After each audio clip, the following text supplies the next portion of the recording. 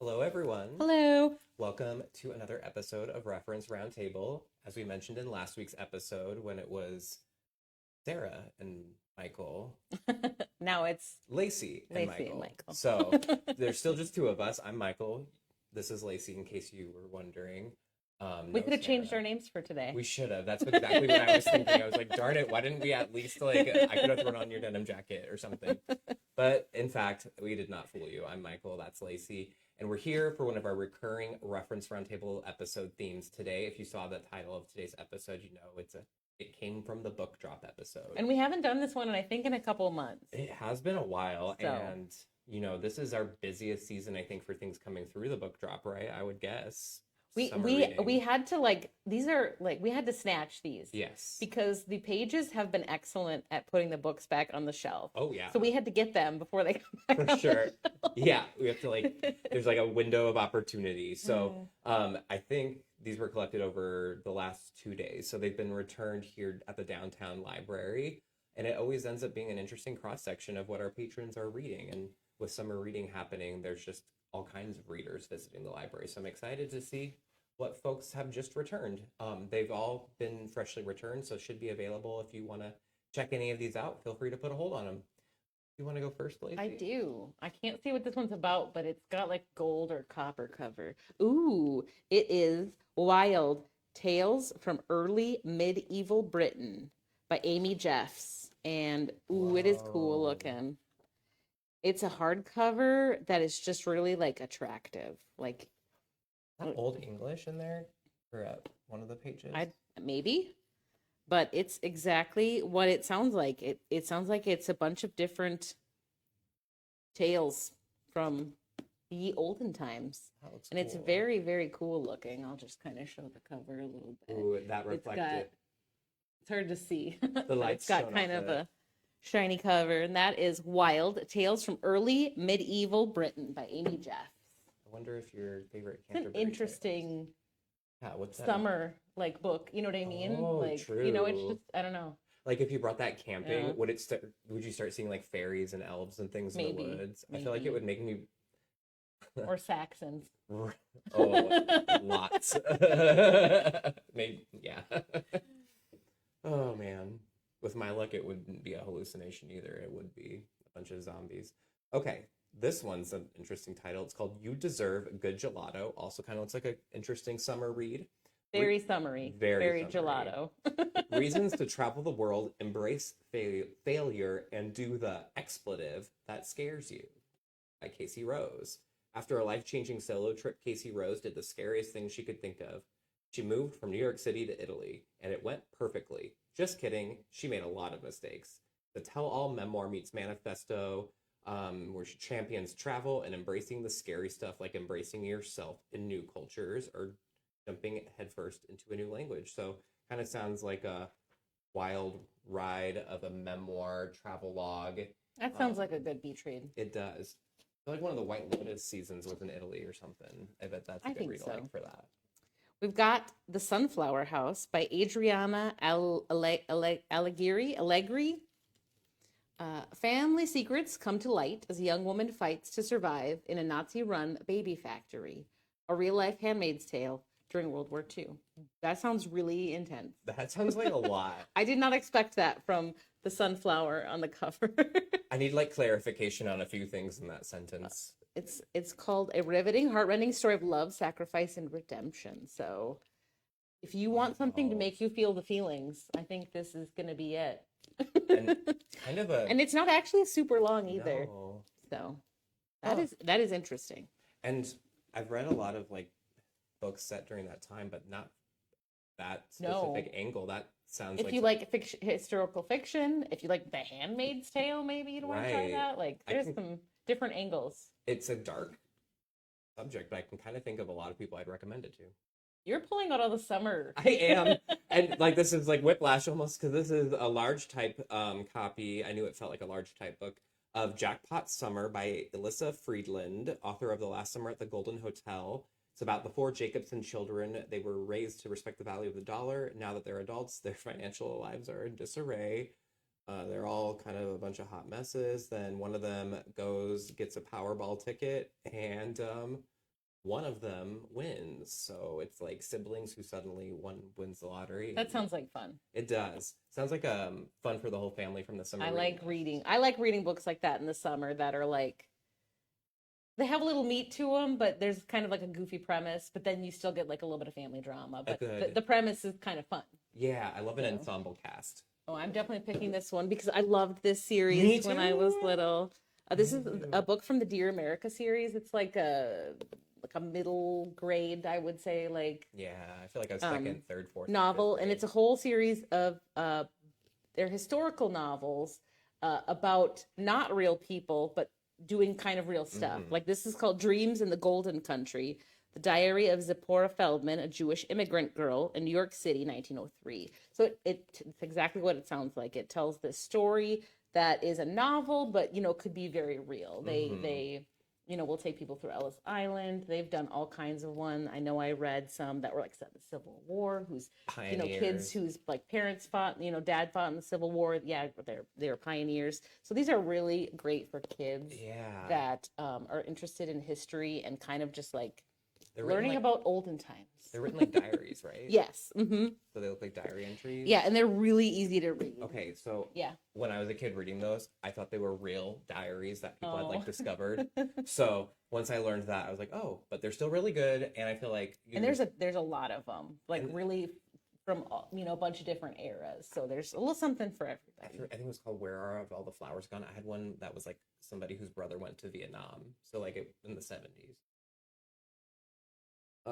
This one I'm familiar with. It was really well reviewed in the year it came out. It's a couple years old. It's Chain Gang All Stars. It's a novel by Nana Kwame Adeji Brenya, and they wrote Friday Black. This was a read with Jenna Pick, and this one I see all the time because it's always on lists of read-alikes for the Hunger Games for people who liked that. Because it's another dystopian reality TV show where people fight to the death. It's I think a women's like prison in space. And yeah, before they I'm already kind of sold. That sounds like a wild story. Like kind of like a wrestling connection there. I know you like wrestling, right? So I feel like you would like this, because they all kind of have names that make me like think of pro wrestlers. So it's one I've been meaning to read for a while. Lori says, "Good afternoon." Good afternoon, Lori. Thanks for tuning in. This is pretty self-explanatory here. We have Minnesota State Parks, how to get there, what to do, where to do it. So that's Minnesota State Parks by Ann Arthur and Signe Sherman. And yeah, you want to know about Minnesota State Parks? We got you covered. They have quite a few. And I just like looking at these because they have pictures, and it's really nice because they tell you kind of like, if you go here, you need to have money for this, or you should park here. So it's really like helpful if you're planning on taking a road trip through Minnesota. Nice. I recognize this one too. This is new. This is from this year. It has a lot of buzz around it. It sounds really intense as well. It's called Tilt by Emma Patty. And it's this woman who's 9 months pregnant, shopping for a baby crib at IKEA, and then a massive earthquake hits. And she has to, it's basically like the big one, right? Like that legendary earthquake that's about to hit California, allegedly. That sounds crazy. Yeah. So she has to walk home with no phone, no money, no water. Wow. And like told over the course of one day, and she's just walking across Portland, a survival story, but not your usual like Lost in the Woods. That's cool. Yeah. Yeah. So, and set in Portland. I've never read a book set. Ooh. I have always meant to read this author, and I've never gotten there, and I will someday. Me too. But this is Emperor of Rome by Mary Beard, and if you are at all interested in history books, I'm sure you've heard her name, even if you haven't read them. She's also famous for SPQR. Yes. But I think this one is newer. Yeah, this one came out last year, and it's Emperor of Rome by Mary Beard, and it is a sweeping account of the social and political world of the Roman emperors. So it's exactly what it sounds like. And she is just one of those people who's so good at writing that even if you're like, I don't care about Rome, you'll read this and she's probably going to make you care about Rome. For sure. She makes the classics feel fresh. A really good author. So she's on my list, definitely. So I think maybe I'll have to add this one. If you watch any like history documentaries on like Netflix or any streaming service, oftentimes she's in those. I realized, and she's a character. I really am a fan. She's like the classicist. Yeah. like in our like modern times. For sure. They're doing anything involving like Rome. She's going to be involved. I would love to have her at a dinner party. Adam says she writes very well. He enjoyed SPQR a few years ago. Okay, that's been on my list for forever, so I'll have to get around to that soon.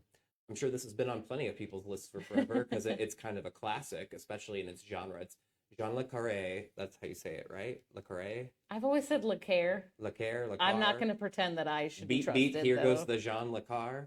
But it's The Spy Who Came In From the Cold, which is like one of the classic spy novels. So if you're into like James Bond, espionage.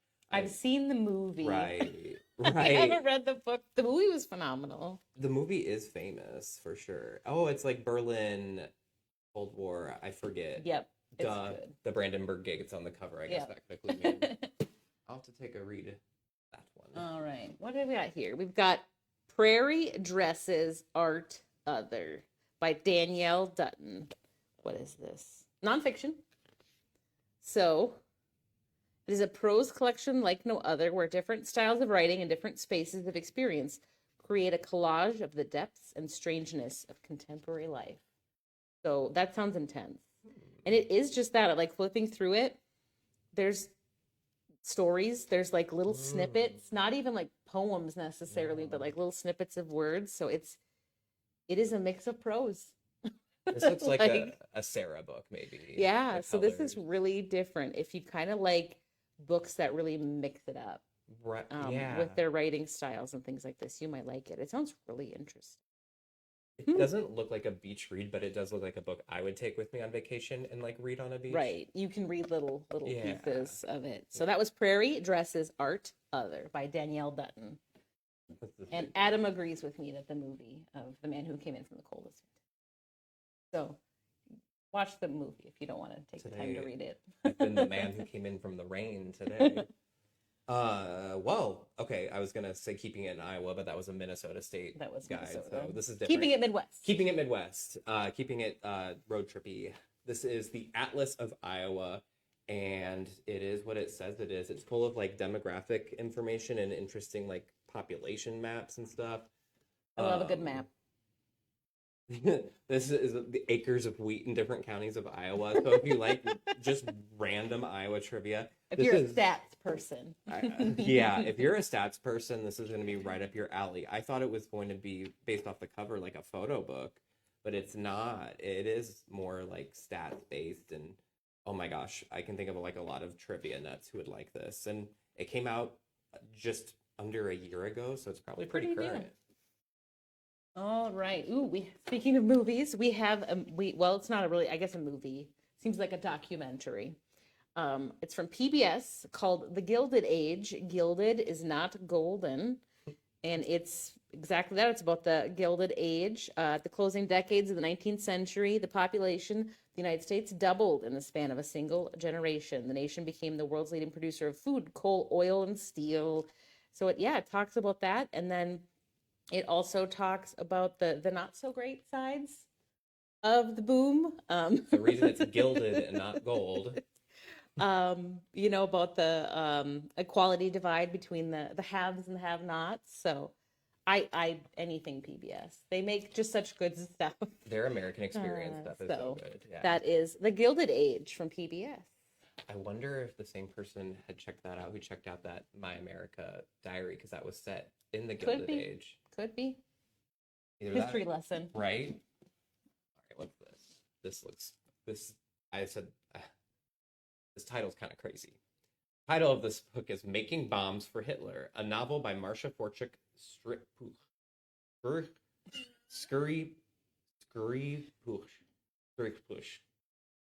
Moving along. God bless everybody. Lydia thought she was safe. Her neighbors wearing the yellow star were all taken away, but Lydia is not Jewish. She will be fine, won't she? She cannot escape the horrors of World War II. Ripped away from her parents, separated, taken to a work camp where she and other Ukrainian children are forced into backbreaking labor. So I remember, like, this looks like a juvenile. Yeah, it's a juvenile fiction. So it's written for kids. And so I remember books like this being really powerful for me when I was just starting to read chapter books and novels. I feel like there's some really well done World War II Holocaust fiction for kids. So I'm sure this is one of those. All right. We have My Grandfather's Altar, 5 Generations of Lakota Holy Men by Richard Moves Camp. Well, that sounds really cool. That does. An oral literary narrative account of 5 generations of Lakota religious tradition.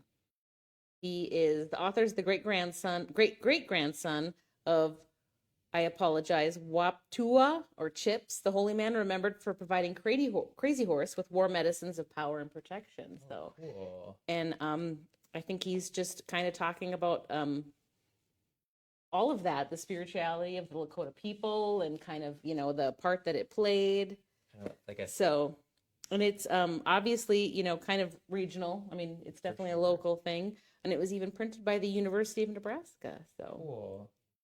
Yeah. I love like a history through somebody's experiences kind of book. And there is no photos, which kind of bums me out. A big old family tree, which I know a lot of people ask for in their books. And there is a huge family tree. Oh, and there is a really neat photo in the front, I'm guessing, of probably maybe his great-great-grandpa on there. Cool. Happy Pride. This one's called Out in the World by Stefan Orestes and Sebastian Schinach. And I say Happy Pride because it says The Gay Guide to Traveling with Pride. Get ready for an adventure across the world with this essential LGBTQ plus handbook. So looks like travel with confidence is the first thing that lists, because I wondered, I was like, pretty straightforward, I think. Straightforward. Gay forward doesn't have the same ring to it.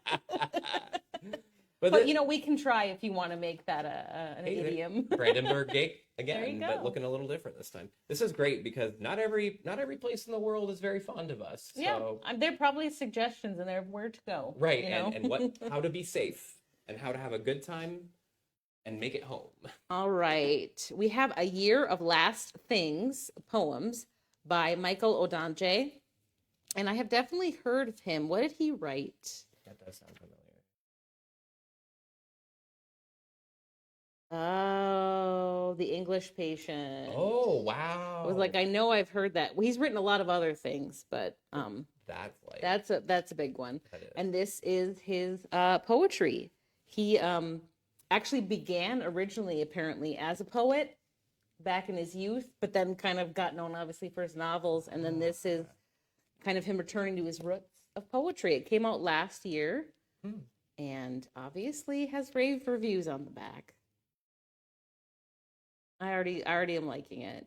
He writes a little of everything, and they're all different lengths. Like some of them are really long, some of them are really short. I like that when they mix it up like that. We've got one called 1912, Winchester House. I like it. Cool. I love little poetry books like that. Me They too. look. I don't know why I handed that to you, but you get to look at it now too. It has part of my name on it. What's this? Hookie or Hookie by Miriam Bonastratur, and it's a youth graphic novel, and this is the first in a series. 12-year-olds miss the bus to magic school, didn't expect to be declared traitors due to that. They have a mishap with a dragon egg, yada, yada, yada. They're wanted throughout the country. The author is from Barcelona and lives in Spain, so maybe it's translated, but looks adorable. They're Spanish witches? Well, the author is Spanish. I'd like to think they're Spanish. I think it is translated, so I think they are Spanish. Yeah, I think Spanish witches. Good. We have enough English and American witches. I think we need some.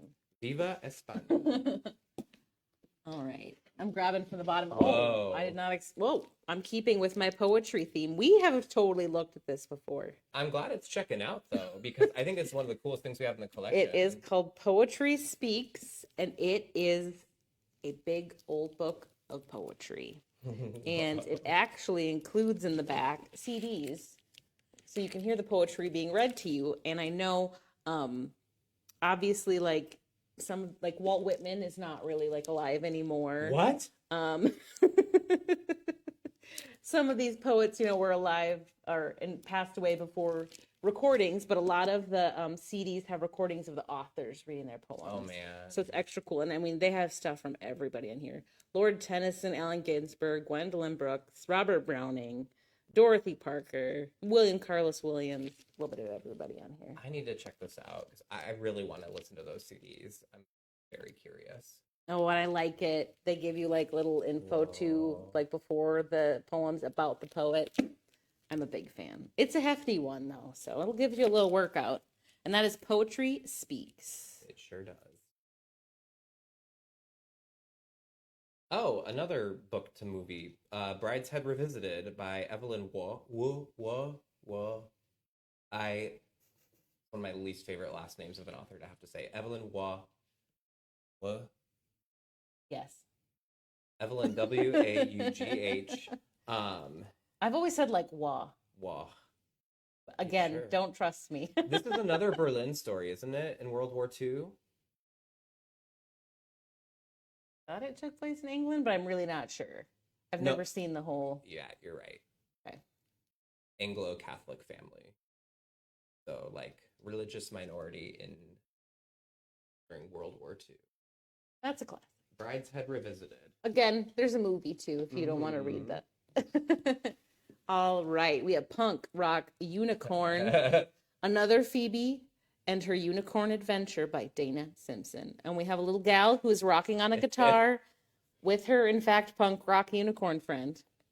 I love it. It is a kid's graphic novel, it looks like, and it is so cute and colorful. And they're just having adventures, being unicorns and little kids. It looks really, really like a lot of fun. That unicorn is cute. I love books like these. They're so fun. Oh, I don't know why, but the unicorn has I Am Punk shaved into its side. I love it. That looks like fun. That does. Punk Rock Unicorn by Dana Simpson. Oh, we're down to the last book. Hotel on the Corner of Bitter and Sweet, a novel by Jamie Ford. I've heard of that one. It does sound like something you would read. I haven't actually read it, but I think somebody told me about it sometime. Henry Lee comes upon a crowd gathered outside the Panama Hotel, once the gateway to Seattle's Japantown. So you would think it's in Panama. It's in Seattle. It's in Seattle, but Seattle's Japantown. So we've got 3 different locales in that name. Okay. Been boarded up for decades. New owner made a discovery. Oh, it's about Japanese internment camps during World War II. Okay. Which is a really unfortunate era of U.S. history, but one that we should all learn more about. And I've never read like a novel about it. Or is this?